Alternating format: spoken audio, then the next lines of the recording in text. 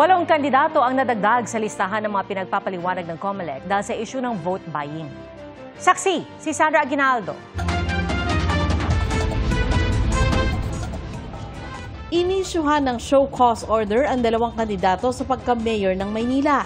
Sina dating Mayor Isko Moreno Dumagoso na ayon sa COMELEC ay namigay umano ng 3,000 pesos sa mga guro at Samuel Versosa na namigay umano ng goods na may pangalan niya.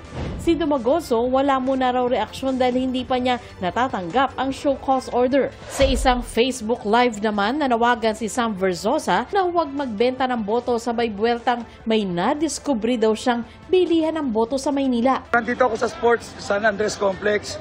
Nagbibigay ng 1,000 ngayon.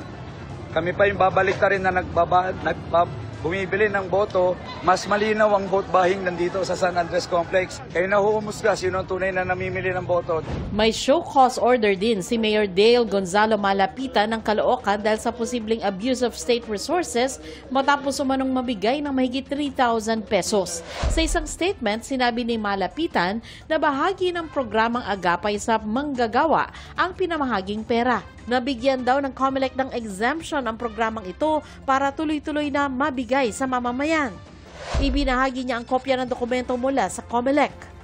Naisyuhan din ng show cause order si Baybay City Leyte mayoral candidate Marilu Baligod at si Levito Baligod na kandidato sa pagkakongresista. Dahil sa pagsasagawa ng raffle, kalakip ng kanilang mga mukha at pangalan sa mga papremyo.